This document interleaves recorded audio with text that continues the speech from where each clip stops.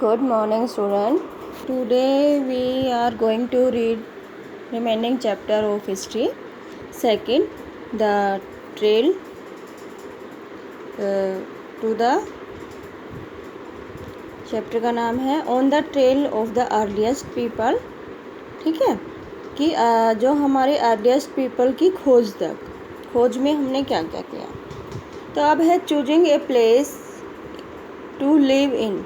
नीचे एक मैप दिया गया है, आपको एक ऐसा प्लेस चूज करना है जो रहने के लिए था. मतलब अब है कि look at map to below. नीचे जो मैप है इसमें देखो, all places mark with red triangle are sites from which archaeologist have found evidence of hunter gatherer. अगर हम नीचे देखते हैं तो जो रेड कलर का जो ट्रायंगल बना हुआ है जिसमें प्लियोथिक साइट्स बोला गया. क्या बोला गया है? प्लियोथिक साइट्स. ये ऐसी साइट्स हैं जहाँ पर हमारे आर्कोलॉजिस्ट थे, पुरातत्वविद थे, उन्होंने बहुत सारे एविडेंस मिले हैं, तथ्य मिले हैं, जिससे हमें पता चलता है कि वहाँ पर कौन रहते थे? हंटर गैदरर रहते थे.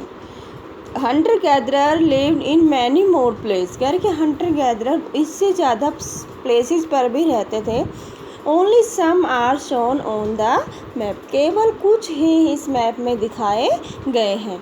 Many sites were located near source of water such as rivers and lakes. कह रही ऐसी मैनी जो साइट्स हैं प्लियोलिथिक पीरियड की, तो उस टाइम वो वाटर के नज़दीक पाए जाते थे. जहाँ पे वाटर का कोई स्रोत होता था वहीं पर वो साइट्स मिलती थी, जैसे कि रिवर के किनारे, लेक्स के किनारे.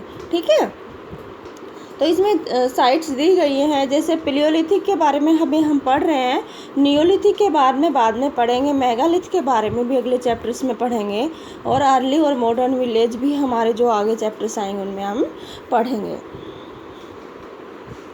अब है कि as stone tools were important people try to find place where good quality stone was easily available. कह रहे कि जैसे कि जो टूल्स थे वो उनकी लाइफ में बड़े इम्पोर्टेंट थे, इसीलिए जो अर्ली मैन्स होता था वो कोशिश करता था कि वो एक ऐसे स्थान पर रहें जहाँ पर अच्छी क्वालिटी का उन्हें क्या मिल जाए? पत्थर मिल जाए, स्टोन मिल जाए. Places where stone was found and where people made tools are known as factory site. अब ध्यान से देखना है कि फैक्ट्री साइट क्या होती है. तो बताया गया है कि एक ऐसा स्थान जहाँ पर लोग अपने टूल्स बनाते थे, तो उस स्थान को क्या बोलते थे? उस साइट को हम क्या बोलते थे? फैक्ट्री साइट बोलते थे. यानी जब आर्कोलॉजिस्ट ने उस प्लेस को खोजा तो वहाँ पे देखा कि छोटे छोटे जो पत्थर हैं, जो स्टोन हैं, वो बिखरे हुए पड़े हैं. तो इसका मतलब क्या है कि वहाँ जो प्लेस था वो किसके लिए यूज़ किया जाता था? टूल्स बनाने के लिए कहा जाता था. टूल्स बनाने के लिए यूज़ किया जाता था. तो इसीलिए उस साइट को क्या बोला गया? Factory site. How do we know where these factories were. कह रहे हमें कैसा पता चला कि वो फैक्ट्रीज थी? Usually we find blocks of stones tools that were made and perhaps discarded because they were not perfect, and chips of which stone left behind at this sign. अब वही बात आ गई है कि हमें कैसे पता चलेगा फैक्ट्री है. क्योंकि वो क्या करते थे कि जो स्टोन के जो ब्लॉक्स होते थे वो वहाँ पड़े हुए मिले, कुछ टूल्स मिले हैं, यानी पूरी तरह से बने हुए पत्थर भी मिले हैं टूल्स में, कुछ ऐसे और वो इधर उधर बिखरे हुए मिले हैं जो पूरी तरह से परफेक्ट नहीं थे. यानी आधे टूल्स बना रखे थे, आधे परफेक्ट नहीं थे. उनके कुछ टुकड़े मिले हैं, चिप्स मिले हैं ऊपर से उतरे हुए, तो उस साइट पर. तो इसी से अंदाज़ा लगाया है कि जो साइट थी वो फैक्ट्री साइट थी. Some time people live here for longer spell on time. फिर यहाँ पर जो लोग थे वो लंबे टाइम तक रहे. These sites are called habitational cum factory site.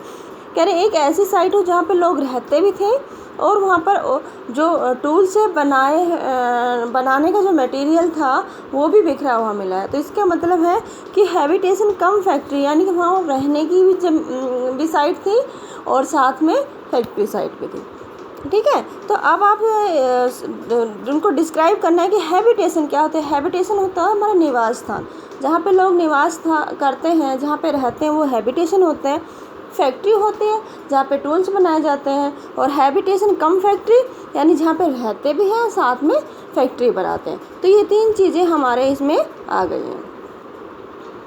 आगे जो पिक्चर दी गई है ये सारी, ये एक भीमबेटका केव है जो मध्य प्रदेश में पड़ता है, और ये जो साइट है ये हैबिटेशन साइट थी, यानी यहाँ पर अर्ली मैन्स क्या करता था, रहता था। और ये जो साइट्स है वो केव्स और रॉक्स में मिलती है। क्यों? क्योंकि जो केव्स होती थी वो नेचुरल होती थी, उसको इंसान को बनाने की ज़्यादा ज़रूरत नहीं पड़ती थी। और दूसरी ये क्या होती थी कि उनको प्रोटेक्ट करती थी, बारिश से भी, धूप से भी, आंधी से भी, तूफान से भी, हर तरह से, सर्दी से भी, गर्मी से भी उनको क्या करती थी, प्रोटेक्ट करती थी। तो इसीलिए जो अर्ली मैन्स थे वो ज़्यादातर कहाँ रहता था, केव्स में रहता था। ठीक है। अब है साइट्स क्या होती हैं। तो साइट्स एक ऐसे प्लेस हैं जहाँ पर कुछ रिमेन्स मिले हैं, हमें बचे हुए चीज़ें मिले हैं, जैसे अर्ली मैन के द्वारा यूज किए गए टूल्स हैं, पोर्ट्स हैं, बिल्डिंग है, एक्सेट्रा वर फाउंड। कि साइट्स एक ऐसे प्लेस हैं जहाँ पर हमें क्या मिला है, रिमेन्स मिले हैं, हमें बचे हुए तत्व मिले हैं जिसमें उनके टूल्स थे, उनके बर्तन थे और उनकी बिल्डिंग्स थी। These are made used and left behind by the people. ये उन लोगों ने यूज़ किया और वो अपने पीछे उनको छोड़कर चले गए। This may be found on the surface of the earth, buried under the earth और समटाइम्स इवन अंडर वाटर। क्योंकि ये जो चीज़ें हैं कभी कभी अर्थ के सरफेस पे भी मिल सकती हैं, कभी अर्थ के नीचे भी दबी हुई मिली हैं, और कभी कभी जो हमारा वाटर है उसके सरफेस पर भी मिली हैं। You will learn more about different sites in later chapter. यानी आगे जो चैप्टर आएंगे इन साइट्स के बारे में और ज़्यादा आप पढ़ोगे।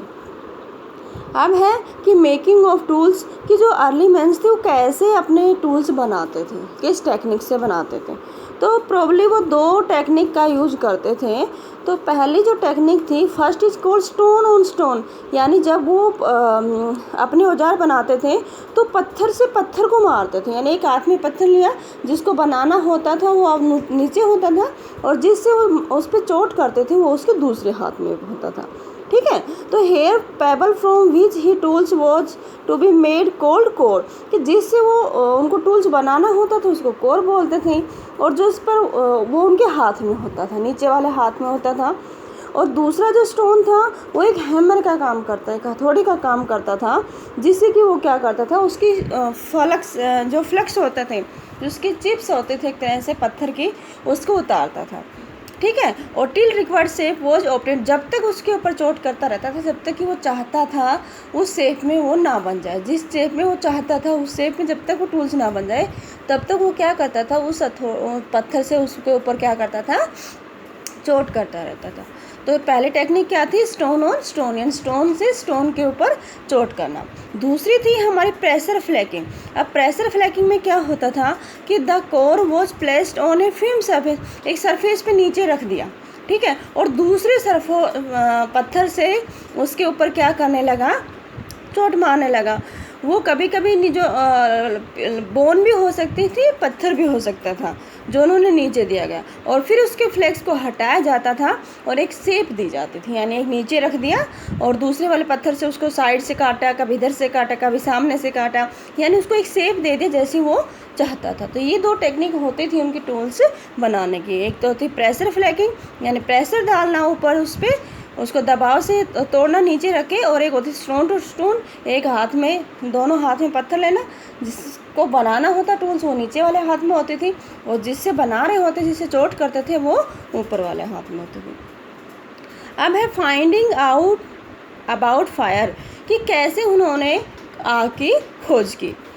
तो find the Kurnool cave on map 2। अगर हम मैप जो 2 है हमारा, इसमें अगर हम कुरनूल को देखते हैं तो कुरनूल कहाँ मिलता है हमें, कहाँ है कुरनूल। अगर इसमें कुरनूल देखते हैं तो कुरनूल